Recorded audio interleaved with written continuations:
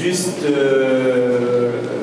pour on va laisser les portes se fermer par respect pour le groupe. Donc avant de vous laisser la parole, je vais juste pour le public qui n'a pas la question en amont, lui dire la question que vous avez eue et après je vous laisse faire notre déroulé comme bon vous semble. Donc pour le groupe du fou, la question était en gros de parlez-nous des bracous, je ne précise pas derrière, sur votre territoire. Et donc je laisse la parole au groupe du fou. Bonjour. Alors nous avons choisi de présenter le costume des années 1850 porté par les hommes. Alors, ce costume nous tient à cœur parce que par sa couleur, c'est lui qui donne le nom du territoire rousique. Rousse en breton, c'est le gros. Alors la veste est en béringe. La béringe, c'est un mélange de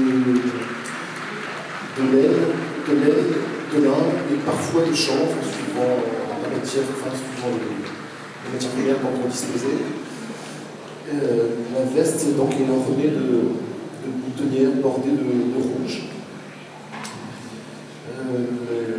Je parle tout de suite des guêtres qui sont dans le même tissu que la veste, en béringe également. Le gilet est en laine. Le bragou vert, qui est court. Le bragou est peu bouffant par rapport au terroir limitrophe de Béziers. Celui-ci est plus serré. Il est du même tissu que le gilet, c'est en laine également. Donc le gilet est bordé de 2 rangées de boutons. En dessous du gilet, le gilet est suffisamment échancré pour laisser apparaître le col, qui est pointu et remontant. Alors, ce sont pas à partir de photos qu'on a découvert ça, c'est à partir de lithographie, parce que d'un peintre brestois, Louis Caradec, qui a fait un voyage en Bretagne. Louis Caradec était brestois, mais il a fait le tour de Bretagne pour faire des lithographies. Et il a fait notamment L'homme du fou. Donc voilà, c'est de cette lithographie qui est à gauche dont on s'est inspiré. Je n'ai pas parlé du turban, la grosse ceinture large qui est en laine également. Alors, un autre peintre nous a permis aussi de voir les détails de la veste. Voilà. Et puis de la veste, donc c'est une autre lithographie, c'est François Hippolyte Galès. Donc, alors par contre, avec François Hippolyte Galès, c'était pas la même chemise, donc c'est une variante, peut-être quelques années avant, quelques années après. Donc c'est un costume très proche. C'est le col qui change, la grande différence, le col. Le chapeau bien sûr, un chapeau large, légèrement tombant, avec un cordelet rouge. Le chapeau est en feutre. Donc pour la reconstitution du costume, bien sûr, on n'est pas parti du béringe, mais de drap de laine teinté. Bon. Parce que le béringe, ça se trouve pas facilement, peut-être pas du tout, je ne sais pas. Par la suite, vers la fin du XIXe siècle, le costume devient plus foncé, il sera teint, donc c'est toujours la béringe, mais teint, et ensuite ça sera carrément du tissu, des draps de laine noire. Voilà. Les bragous. Donc moi je vais vous parler plus précisément du bragou dans notre terroir. Alors les premières traces qu'on a en fait du bragou dans notre terroir datent à peu près du XVIe siècle, notamment grâce aux églises aux alentours de notre pays. En fait dans ces églises on pouvait retrouver des sculptures, des statues, des coffres sculptés ou des sablières sur lesquelles on pouvait voir des personnages habillés. Et donc c'est à partir de celle-là qu'on a pu avoir une idée de la mode de l'époque.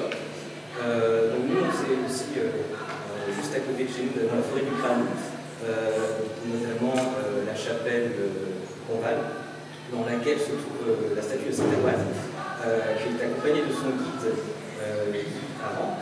Et on peut voir que celui-ci porte une tunique rouge à mi-cuisse, ainsi que cette fameuse culotte bouffante bleue serrée en dessous du genou. Donc c'est la première trace vraiment qu'on a du dragon. Alors évidemment à l'époque, avant la Révolution, il y avait également d'autres types, on va dire, de pantalons, notamment des vrais, donc c'est une sorte de sous-vêtement un peu flottant qu'on peut retrouver, et évidemment cette culotte bouffante. Donc après la Révolution arrive évidemment sans culotte, de l'arrivée du pantalon. Ici en Bretagne, on ne l'a pas tout de suite adopté, de par géographiquement étant un peu éloigné, on a mis plus de temps à adopter cette mode. Donc le brade, on va dire, était répandu en Bretagne. Et il y a notamment à cette époque-là, donc au XIXe siècle, beaucoup, comme l'a dit Henri, d'artistes sont venus en fait parcourir la Bretagne et ils nous ont laissé beaucoup d'œuvres de peinture, de lithographie, donc qui permettent aujourd'hui, je pense à beaucoup de cercles, de pouvoir reproduire certains costumes. Et nous sommes inspirés évidemment de Karadec pour ce costume-là. Donc, ce costume daté de 1850. Et donc ici, on pouvait voir également qu'en fait, le bragou a perdu un peu son ampleur. Donc on est sur un bragou vert, beaucoup plus court, beaucoup moins bouffant. Donc on a quand même gardé évidemment ce petit cordelet pour serrer le bragou en dessous du genou, ainsi que pour les guêtres toujours. Au fur et à mesure, donc, on a perdu en fait le bragou vers la fin du XIXe siècle. On a d'abord passé par le pantalon à pont, puis vers le début du XXe, notamment à cause des guerres, où les hommes sont passés au fur et à mesure sur le pantalon à braguette, comme aujourd'hui.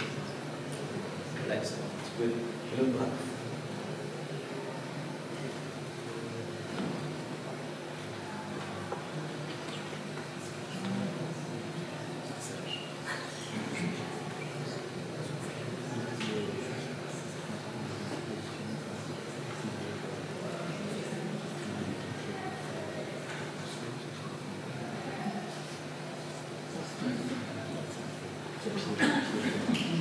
Moi j'ai une question sur la. En fait, dans tous les groupes, vous inquiétez pas, on a plein de questions à poser.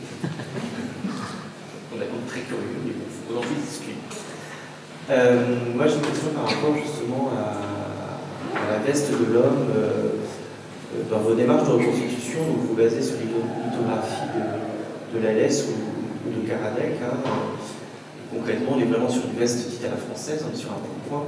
Et est-ce qu'aujourd'hui, pour reconstituer vos vestes, est-ce que vous êtes inspiré, est-ce que vous avez eu des éléments anciens, alors peut-être pas forcément au fond, mais des éléments anciens ailleurs en Bretagne ou en France, de ces vestes dites, qui faisaient partie de l'habit à la française, qui auraient pu vous donner les coupes, quelque chose comme ça? Est-ce que vous êtes basé là-dessus, ou est-ce que vous avez reconstitué que d'après la lithographie de la veste? Là, c'est vraiment de la démarche de reconstitution, comment vous avez reconstitué ces vestes?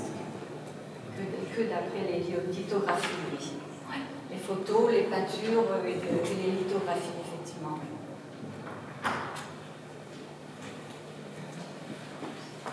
C'est une bonne réponse. J'ai pas de réponse. Enfin, il n'y a pas forcément de bonne réponse, c'est savoir comment vous aviez travaillé. En fait, elles sont suffisamment, non, c'est pas celle-là, elles sont suffisamment précises pour qu'on puisse voir le détail justement de la poche, avec la pointe, les boutonnières. Et puis derrière, c'était suffisamment précis. Après, on savait que dans toutes les campagnes françaises, on portait aussi le bragou. Et donc, le nôtre, d'après les lithographies, on a eu un peu plus de précision sur le bragou du fond. Bon, je vous invite, si vous voulez avoir des éléments complémentaires, à aller voir ce qui est fait sur Pontivy. Il y a un très beau pourpoint de Pontivy de début du 19e qui est authentique. Vous pourriez comparer, voir s'il y a des choses qui pourraient. Mais bon, il n'y a pas de question piège, c'est juste savoir où vous allez travailler en fait.